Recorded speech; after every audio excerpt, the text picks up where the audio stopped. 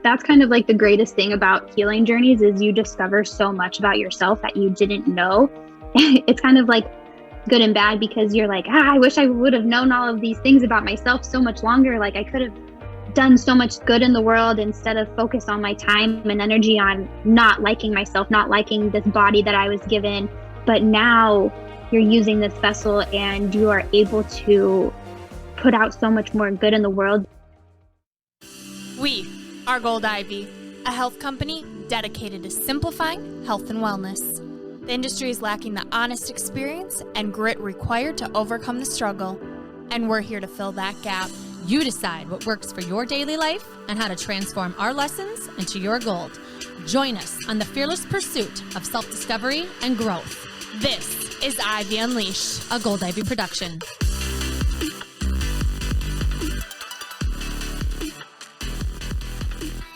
Hello, everyone. Welcome back. You are listening to Ivy Unleashed. You are here with Brooke, Andrea, and a very special guest. Yes. We are so excited for today. You know, Andrea and I started this podcast to share our real-time struggle of becoming the best version of ourselves, and we hope that others would be willing to share theirs too. Yes, and just from engaging with our followers, we found Brooke. Another Brooke. Not me. Not Another one.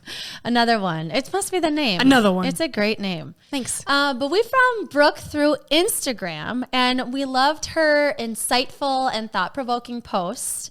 And she was just listening along with Ivy Unleashed. She just found us on Instagram. And so from reading what the type of work she's doing on herself, we realized it was not a coincidence that our worlds collided. We totally feel like this conversation was meant to be had, and we are so excited. So, Brooke, thank you for joining us all the way from Alaska. Welcome to Ivy Unleashed.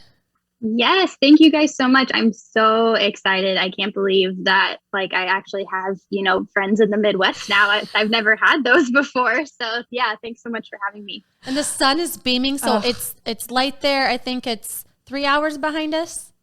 Yeah, we are 3 hours apart, and the sun stays up now probably until 10:30 p.m., 11 p.m. Still, we're starting to lose a little bit of daylight, but yeah, still super sunny out. Ugh, we need to go to Alaska. Yes, we do. I got to run a marathon there at some point. Yes. Oh my gosh. Well, you guys. You totally do. Yes. Before we go any further, we want to take this time to remind everyone that we are here to share stories, opinions, and information. Ivy Unleashed is not intended to diagnose or provide the treatment of mental or physical health issues. Today, we are going to discuss disordered eating and exercise behaviors. And if you think you could find the content triggering, it may not be the episode for you, and we fully support that decision. Yes. Yeah, this is a topic that we haven't covered yet. And we're just so thankful for you, Brooke, that you're willing to be vulnerable and brave enough to share your story and your experience with us and how you've battled disordered eating as an athlete and in the military. So we know from chatting with you that you don't have the best memory when it comes to your entire life.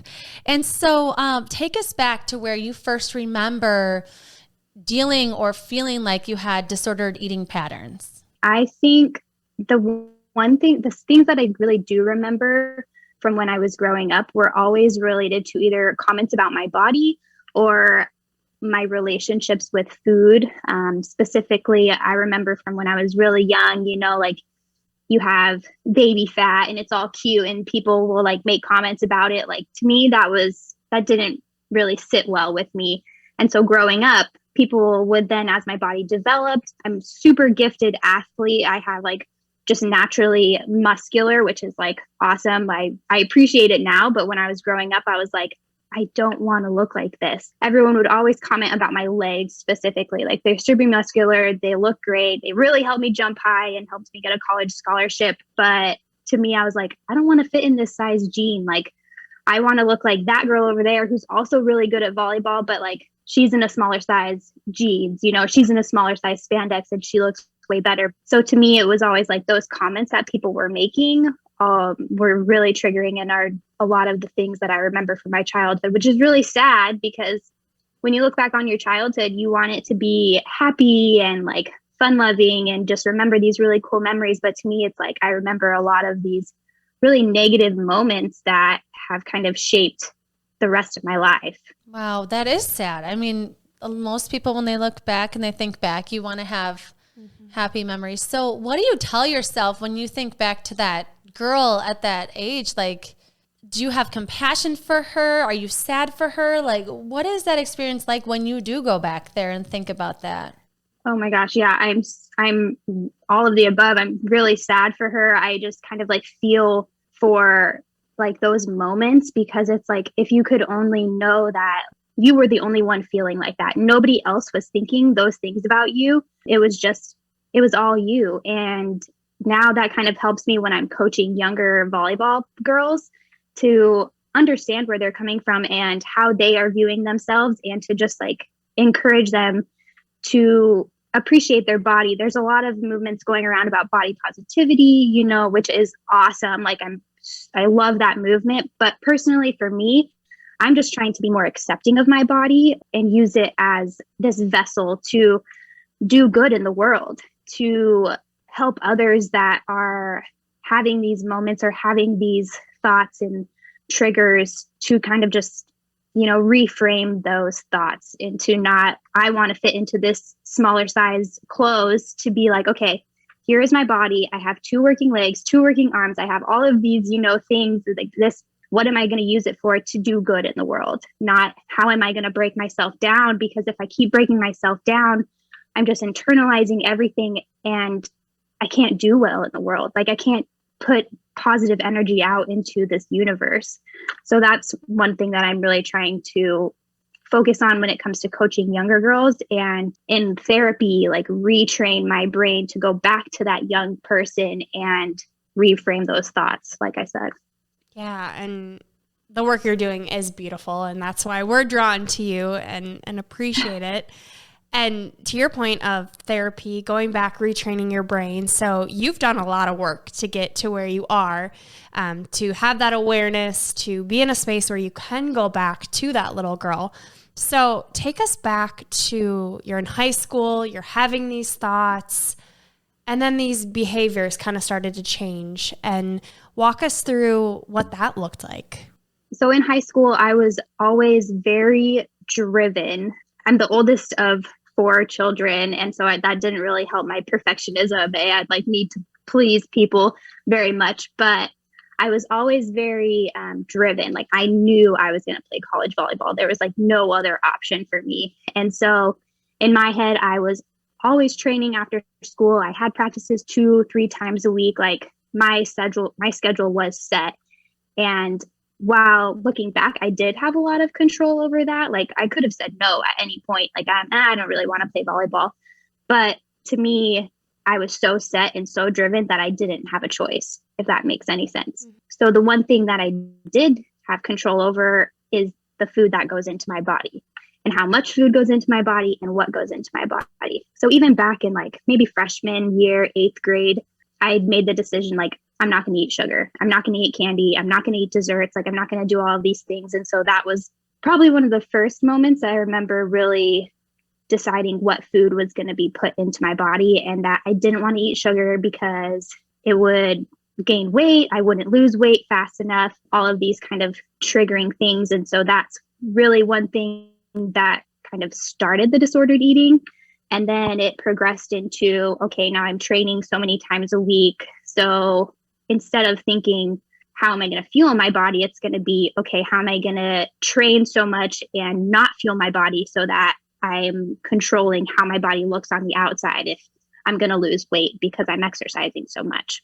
So then that was kind of all throughout high school, and would go like peaks and valleys a little bit. Like sometimes it would be more, sometimes it would be less. And then once I made the decision to enter the Air Force Academy, it was kind of just like another little checklist on my life projections, I guess, like high school, it's like, okay, get good grades, get a scholarship for volleyball, and then like kind of figure out where I'm going to go after there and like what my career path is going to be.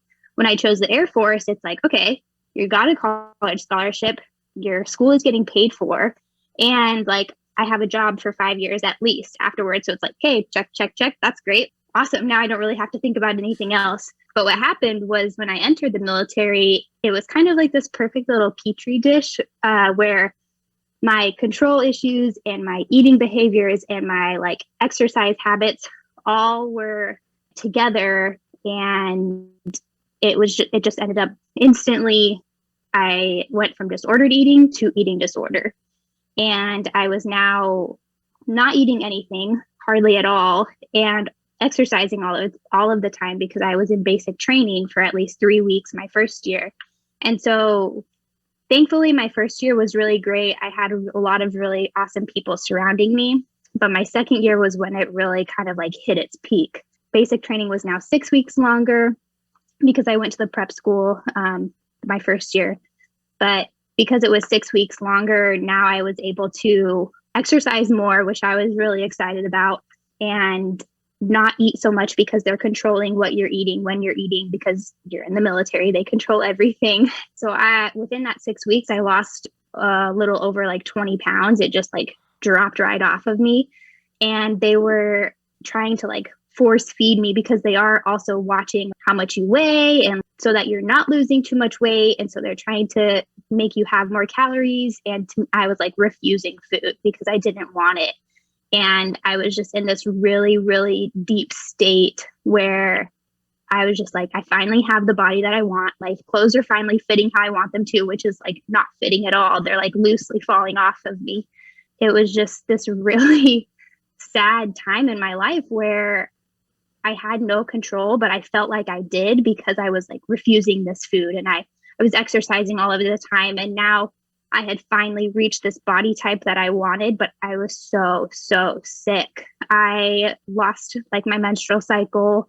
I had hardly any body fat, and the people around me could see it. Like once I was finally out of basic training and the school year started, my volleyball team saw it, like my coaches saw it. They were all kind of talking to me about it, but not really directly like, hey, we see what you're doing. We know what's going on and we want to help you. It was kind of just not brushed aside, but it wasn't anybody's really top priority. So yeah, that was really like the lowest time of my life. And I went through that whole year hardly sleeping, hardly eating. If I was eating, I would like purge it later because I felt super guilty about it. It was just a really high stressful situation. Like I said, like a little petri dish where I instantly went from disordered eating to full-blown eating disorder. Wow. And I've had a few friends that have had disordered eating or have been diagnosed as having an eating disorder. And they say, the experience I've heard has been like, it's like someone else kind of takes over your brain, where it's like, because you try and understand it as an outsider of what that must be like. You know, I'm thinking about you feeling like you have to control it. And you're also having this military experience. You know, you're talking with people, you're learning things, you are juggling so many different things at the same time, but this one thing is kind of overtaking your brain. And so what is that like that conversation? Does it feel like it's yourself saying it, or does it feel like it's someone else like taking over? Looking back on it, it feels like it was kind of an argument between two people. Myself knowing what was good for me, like, yes, you need to eat, you need these like calories to nourish your body, to like nourish your brain. But this other person coming in and saying, no, we want to look this way. We always have wanted to look like this. We finally reached our goal weight or our like how we want our clothes to fit. And it's just like this battle between the two, and another third person just like looking from the outside of your body and being like, I'm so exhausted. I don't want to feel like this anymore. But also I've worked so hard to achieve this goal body or goal weight, and I can't just give it up now. It's just finally like surrendering to your eating disorder and just letting it take over. That has to be so exhausting. I mean, it's exhausting to be in basic training for anybody. And then you're doing it with hardly any calories, and then this battle going on in your brain. I cannot even imagine. Yeah, I think when I finally made the decision to leave, there was just so much going on, and it was finally like that breaking point of I can't keep doing this anymore. I'm so exhausted. I just can't keep functioning like this. This is not the path that I want to go down. Just being in the military, they drill into you like you're so much better than everybody else. Like everybody else is just going to a regular college, you're doing the hard thing and you're serving your country, and like, which is all great and true. But to me, I perceive that as like, if I leave, I'm nothing. I am just a regular person and I'm not doing anything special. Like, I'm not in the military. I'm just going to a regular school. Like, that's not hard. Anybody can do that. When in actuality, when I did leave, like, going to a regular school is really hard still. Like, school is just hard in general. So when I did make that decision to leave, it was finally the breaking point where I said, I can't keep doing this anymore. I don't like the direction that my life is going. I don't want to do this anymore. But I was so terrified that my parents were going to be like so disappointed in me. And like you made this commitment. You said that you were going to do this, when in actuality, my parents were like, my mom said, I never wanted you to go in the first place. And so like coming back and having her say that, and I was like, oh, okay, like that's fine. Now I can just come home. I can take a break. I can heal and figure out my life and see what I'm going to do from here, because I didn't really have a plan B. Like, there was no plan B. There was only plan A. So yeah, once I finally made that decision and decided that like, I don't want to live like this anymore, it's been a constant battle for the past like 9 years of recovering, not recovering, not recovering, and like just that roller coaster. I can't imagine. And my brain goes back to your team, right? When you went back to playing volleyball and people noticed these things, and you mentioned that they brushed it off. I'm wondering what you would have wanted them to say. Like, what would you have needed in the moment? Because then you went back and got to a really low point and decided to leave. So wondering, for anyone who maybe notices someone who is doing something that is unhealthy and they want to help, but they don't know what to say, what do you wish people would have said to you? I definitely think I would have liked people to ask me about it. I don't know if I would have like admitted it. I probably would have at first been like, oh no, like that's not true. Like I eat and I like, I'm okay. But I think having them actually address me like about it would have put the thought into my brain, like, oh, people are paying attention. They are noticing things. And then that probably would have triggered me. Even if they never brought it up again, I probably would have gone to them later and been like, yeah, you're right. I do. Like, I have been doing these things, and I would have been emotional. I would have started crying, of course, but like I would have actually known that people were noticing and were willing to talk to me about it, because like, if nobody's saying anything, then you think that nobody notices. So actually addressing people about it is a really scary thing. And a lot of times they probably will come back and say like, no, that's not right. That's just your defense mechanism of not wanting to get caught and not wanting people to know because it's your secret. But having people notice and say something can definitely make a difference, at least for me. So I'm super curious about how you start taking control of your mental and physical health when you feel like it's out of control, or now it's at this place, you're back home and you are starting to do something about it, clearly, because you've left the military. How do you even start to take control of something that's this powerful over you? Yeah, that's an awesome question. And I think you can't do it alone. I know if I was to try and do it alone by myself without anybody keeping me accountable, I don't think I would have gotten as far as I did. At the moment, it was only my parents, and that was enough because I was living with them and I knew that they not like were like watching me 24/7, but they were there and they were keeping me accountable, and they did the best that they could, which was great because they just were normal. Like, they were my parents that I had before they knew that I had disordered eating and an eating disorder. So asking for help is something that is so monumental, and it doesn't have to be your parents. Not everybody has a great relationship with their parents, which is fine, but someone that you trust that isn't going to like watch you 24/7, but that will check up on you gently And I say gently because you don't want them to be like, did you go to therapy today? Or did you, what did you eat? And like list everything that you ate. And if you purged or like micromanage you, basically, you want someone that's going to keep you accountable, that you trust. And it could be a friend, it could be a sibling would be a great person because you've known them forever. But having someone that you know is going to keep you accountable and will help you get the resources on the days that you feel like you're trying to heal, but you feel like there's no hope, there's no end in sight, and you're just going to keep feeling like this forever. But yeah, having someone or a community of people that is behind you, supporting you, and you know wants your best interest at heart is really going to help you heal and will help you stay healed for the long term. Yeah. So this pursuit of healing, what does that look like? I know it's a lot of different things, right? Support is huge. You mentioned therapy.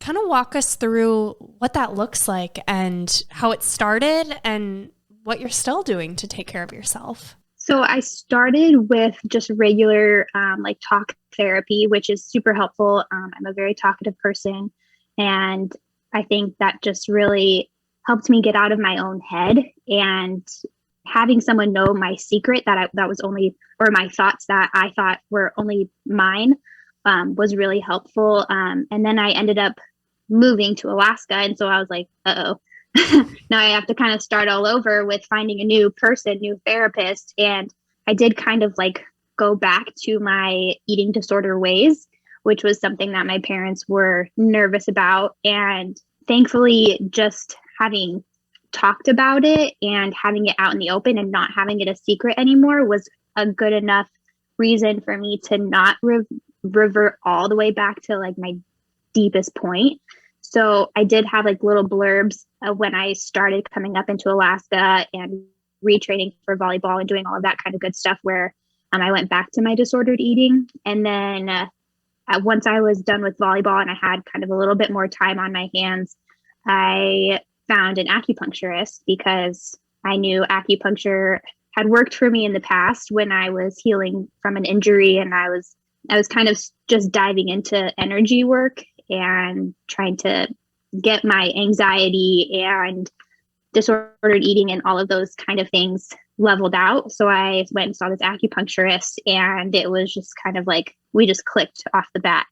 And so thankfully I was lucky enough to find this one person who I've just seen for the past, I've been up in Alaska for 8 years, and he has really helped me kind of just take control of the anxiety that will then start my disordered eating if it gets too bad.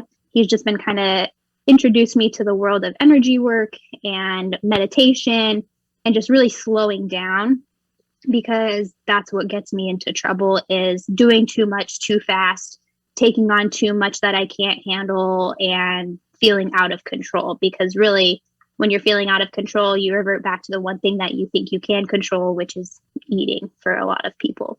So that's kind of what I've been doing. A lot of meditation, a lot of slowing down, and not trying to take on too many tasks at one time, too many projects, just really allowing myself to rest when I think I need it. I'm not very good at that, but it's definitely something that I'm working on. And just like the other day, the Olympics just came on, and on Saturday, my spouse and I, all we did was just watch the Olympics all day, because we're both athletes and we're like, yeah, sports, like finally. And so all we did all day was just watch the Olympics. We walked the dog, and that was kind of it. And it was just like, I felt so rejuvenated after that. It was probably the Olympics that really, like inspired me. But yeah, that's kind of what I try and do every day. Another thing that's really helpful is journaling. Not only because talk therapy is super helpful, but journaling, just something about putting pen to paper. It's finally out of my head. Like I have space for other thoughts now. Yeah, it just like really gets it all out of me, and I'm able to kind of move on to the next thing that I want to focus on. So those are the things that have really helped me. I love that. I'm so intrigued with you being a coach too, and how, we're self-growth people, right? And we are health coaches.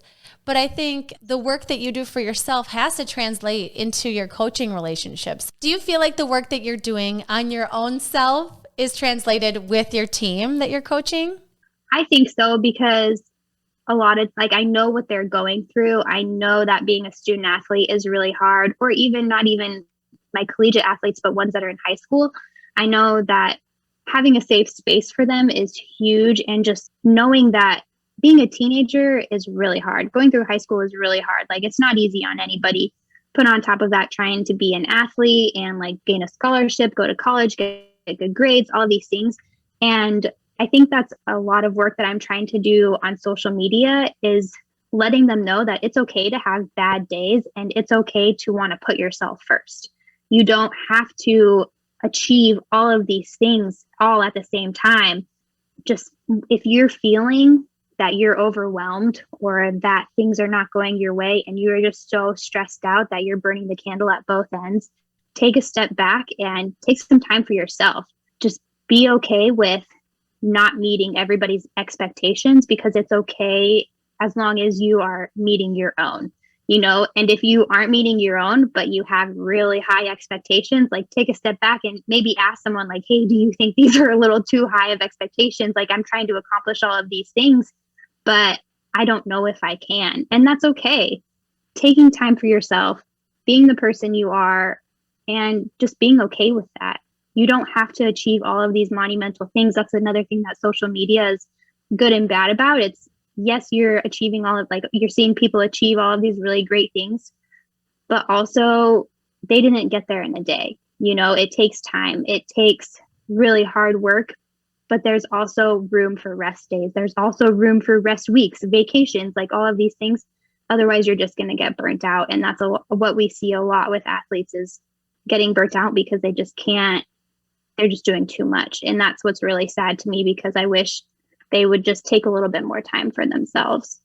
I am so happy for your team. Those lucky kids. Oh my gosh. I could have used you in high school so much. I mean, what you're saying speaks to me now. I was going to say, I need to hear this now. I know, but it's hard, I think, until you've lived and seen how burning the candle at both ends, what it does to you, and how frazzled you get, and how you can't show up as your best self. And you can't, like you said, put that positive energy into the world because you're so depleted and you're so hard on yourself that you're picking yourself apart. That there's no way you can give that positive energy out that you know you want to give. Yeah. I think too, when it comes to healing in whatever form, the similarities and journeys that I'm seeing, right, are the need for support, not doing it alone, also slowing down and taking that step back, meditating, journaling, all these therapeutic devices that no matter what you're struggling with, there are different tools that you can utilize. And so I love that you mentioned all of these great things that involve taking a rest day. You know, we feel this need to control, and then the anxiety comes, and knowing that that's a trigger for you. I'm curious what that work looked like to figure out what your triggers were and how you kind of associated the anxious thoughts with disordered eating and kind of controlling, how that even came about. Yeah, so I think I've always had just a little bit of anxiety, you know, that's kind of always like knocked at my door. But really, when I started to notice it and notice that it would kind of trigger me to start the controlling behaviors, I would just get like really bad stomach aches, and I would get really nauseous and like physical symptoms of anxiety, or I would get really irritable really quickly. It's because like things weren't going my way, and what I was trying to control wasn't how it was supposed to play out in my head. And so all of these things, just like being really irritable, having bad stomach aches from the anxiety, just turning my stomach in knots. I was like, what in the heck is going on? Like, this is not how people are supposed to live. Like, does everybody live like this? Like, I don't want to feel like this anymore. I'm so tired of putting this stress on myself and like on my partner. Like, it's just not, I don't want to live like this anymore. And I think it just comes to a point in someone's life when they just finally make that decision of, I don't want to go on like this anymore.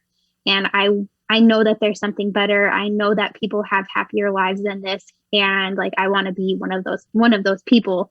But what I did learn with healing is that a lot of people say when I'm in recovery or when I'm healed, I'll be happier. Like I'll feel better. I'll feel like I'll just be uplifted, you know. But what really happens in recovery is you don't feel happier. You feel content, which is to me so much better. Like I'm happy during certain parts of the day. Things bring me joy. Like I see things happening and that makes me happy, or people tell me things. But all the rest of the day, I just feel so content. And that's milestones for me. Like just being able to sit with myself and just feel okay with where I am right now. That's the best thing. That's really kind of how I gauge how I'm feeling and where I'm at with myself. Like if I can't feel contentment for like a couple weeks, I'm like, okay, I need to kind of reevaluate some things, maybe journal out a bunch of stuff, or I don't know, I just need to do something to kind of move this energy and to get it out. But just feeling content, being healed doesn't mean that you're going to be happy all the time. It means that you're going to feel everything, including happiness. You're not just going to feel anxious and all these anxiety feelings. You're going to feel happy. You're going to feel sad. You're going to feel embarrassed. You're going to feel all of these other really great emotions that we're supposed to feel as humans, not just happy. So that's one thing that I really have learned and that I didn't expect to happen, but I'm really glad that I kind of came to that realization.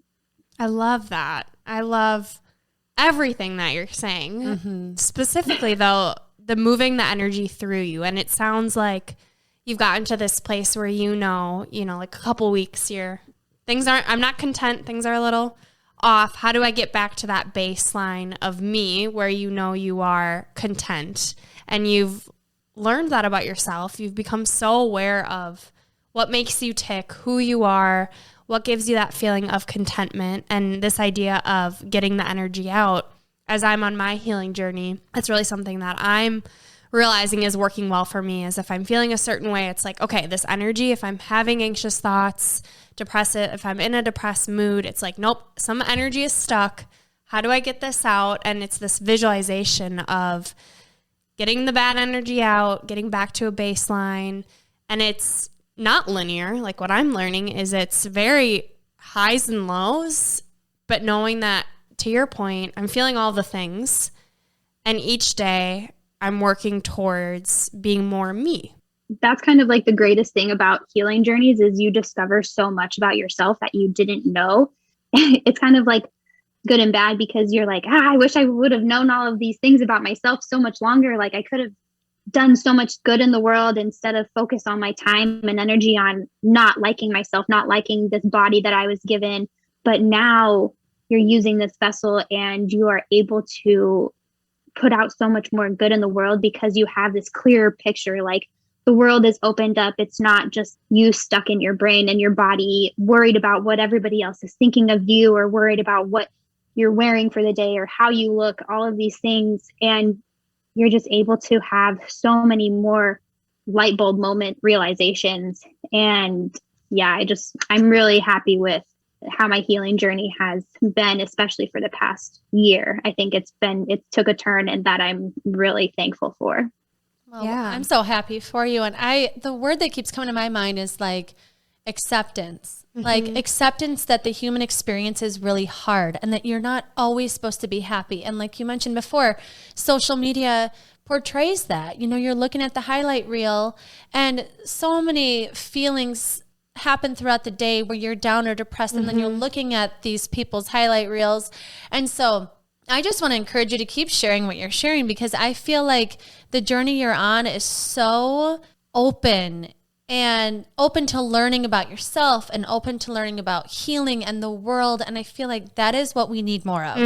And the way that you write, like in your posts, it's going to help people transform their lives into accepting that we are multifaceted people that have all kinds of different experiences. And just to kind of go there with yourself and know, like, yes, I've been through terrible things. My brain has done terrible things to me, but that's not always just the end. Like, you can change your story. You can change how you talk to yourself.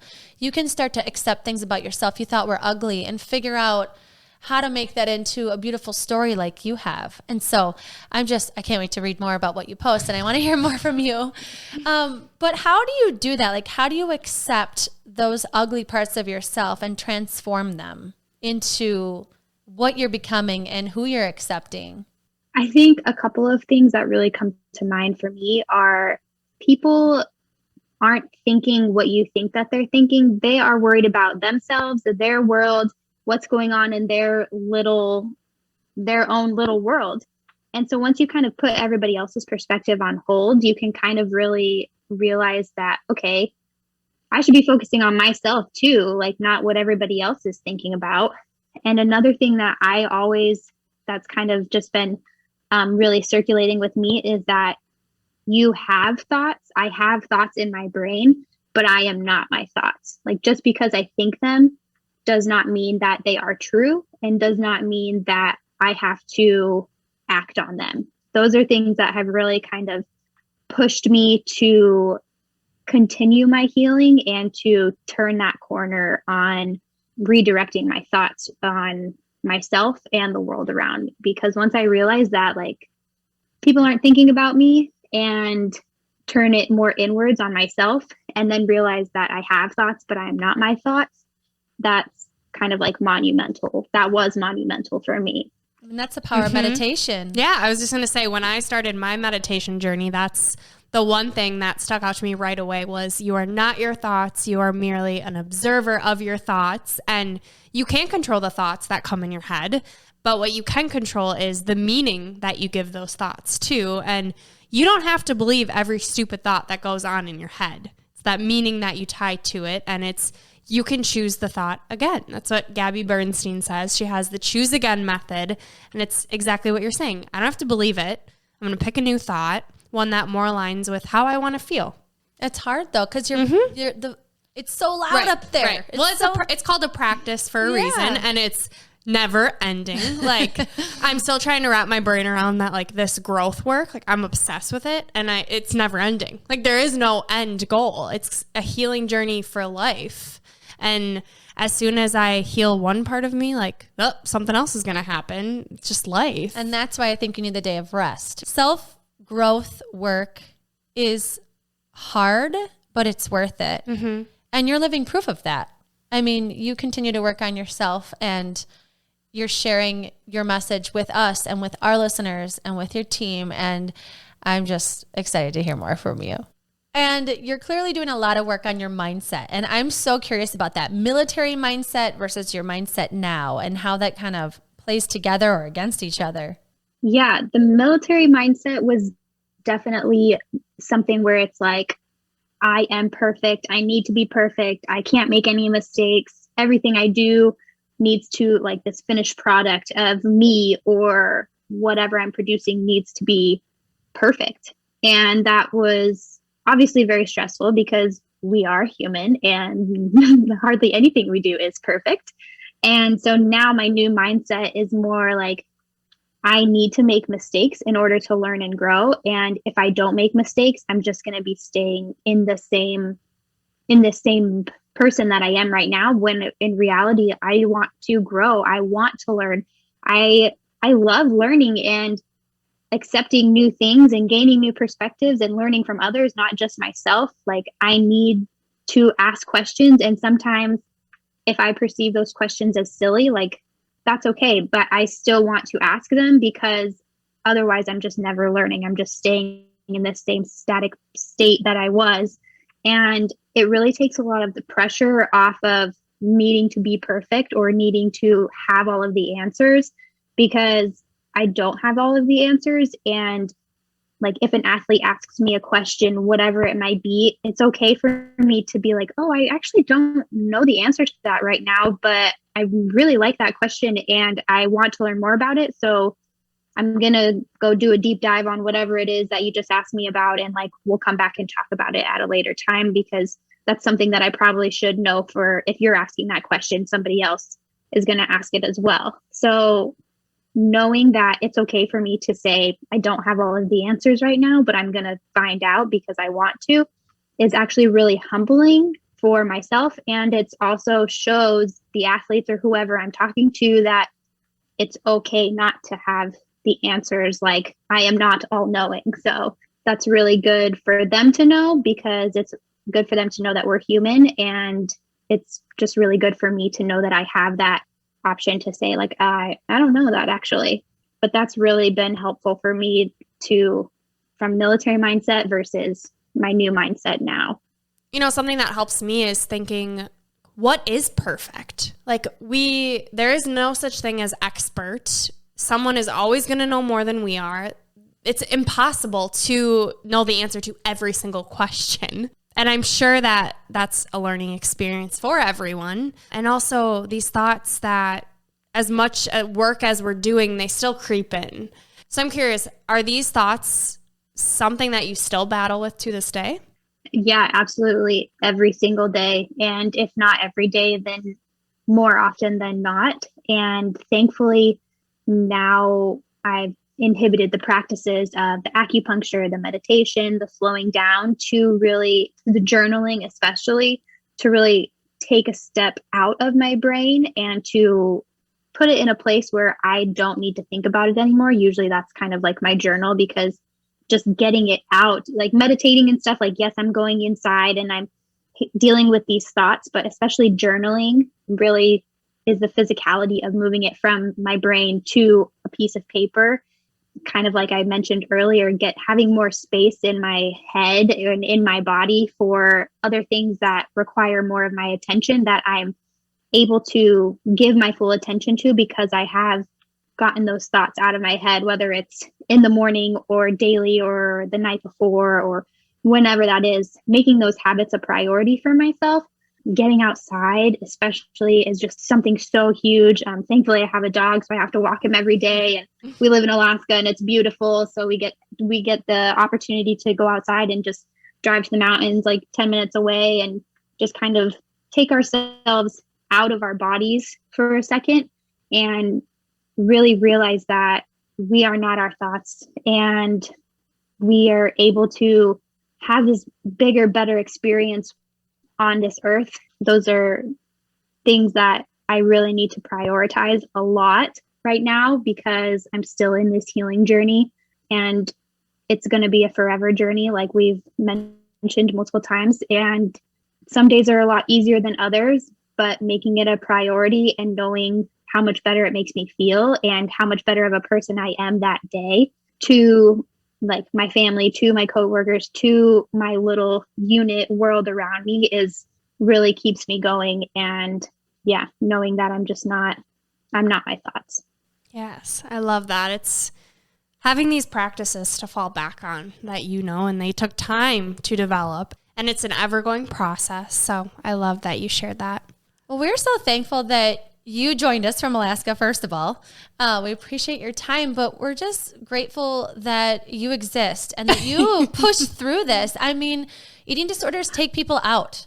They are ugly, and more people than we know deal with this. And it's so important to talk about it. I mean, Brooke and I, we've faced these conversations that people don't want to have. And I just think if we keep this conversation going on the healing journey and the power in it and different ways people heal. I mean, everyone's different. And so the more we talk about the little things you did and the little things he or she did, I think it can, exponentially help the world. And so I'm just so thankful that you're vulnerable and brave enough to talk about this today, and curious where people can find you so they can follow you too.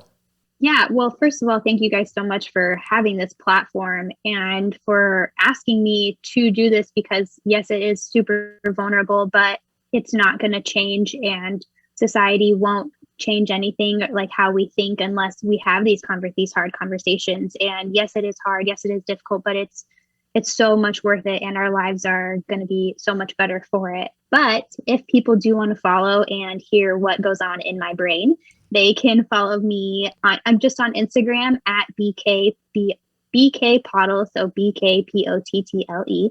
And that's kind of where I put all of the conversations that happen in my brain and the realizations that I have just out to the world. And you might get to see some cute pictures from Alaska or of my dog in the meantime. And as you know, we leave our listeners with 3 gold stars. So 3 actionable items that they can take with them. So Now it is time for our 3 gold stars. So my 3 gold stars are find some time every day to breathe some fresh air, even if it's just going outside, opening your door for 5 minutes out of the day and just kind of taking in that fresh air. If I can do it in the middle of Alaska winter, anybody can do it. My second one is speak up, because you matter to people just like people matter to you. And my third one is you have thoughts. You are not your thoughts. Beautiful. Oh, love it, love it, love it. All right. Now it's time for Unleashing Ivy's surprise rapid fire questions. Are you ready? Oh, yes. Okay. When you're really struggling with a negative thought, what is your go-to action? My go-to action is to journal what is happening in my head, get it out of my head. And my second one is to tell someone about it, because then somebody else knows. And usually that's my spouse. So just having that other person know and having them be aware of how I'm feeling is really helpful, and getting it out of my head onto paper. Yeah, again, moving that energy. I love that. What's one of the most important boundaries you've set for yourself that's created a healthier relationship with yourself?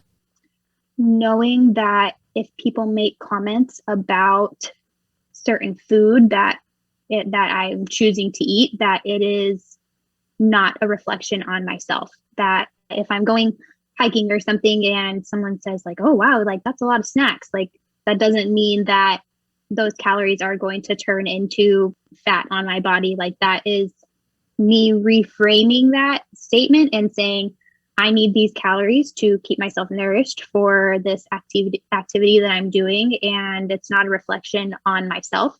Oftentimes it's a reflection on them. Beautiful. Totally. All right. And last question. What's one thing you wish you would have known sooner? Oh, that's a good one. There's a lot of things I wish I would have known sooner. I think it is knowing that people aren't thinking what I think they're thinking. It's really everything all the conversations I'm having in my head that I think other people are thinking of me is not true. It's not reality. And finally realizing that and being able to not think about all of those conversations or whatever is I think that people are thinking just really kind of helped boost my healing journey just that much more. Oh, I love it. I know. I don't want you to go. This has just been so helpful. Like as you're talking, I just feel myself get lost in the moment. And it's like everything you're saying is what I need to hear, and dealing with like 2 completely different things, but healing. And it's, I just want you to know how much like of an impact this is making on me right now. So thank you. Well, I'm so glad that you have answers now and that you're able to kind of like take those steps instead of just being in this limbo mode. Like that's huge. Like once I heard that, I got so excited for you because just having an answer and knowing that there's like an end in sight, or that even if there's not an end in sight, like some people with like autoimmune disorders or whatever, just having that, knowing that there is something that people finally gave you the opportunity to heal and they didn't just dismiss you and your symptoms. Like I was like, finally. Yes, I know. Thank you so much. All right. And lastly, we like to leave our listeners with a piece of gold. Would you like to share your gold? So my piece of gold is by Liz Milani, and it is speak up, even if your voice trembles and your body shakes. Rise up, set your secret free, be the catalyst for your own healing. Be who you were always meant to be. This is Gold Ivy signing off. Listen to your truth and go chase your gold.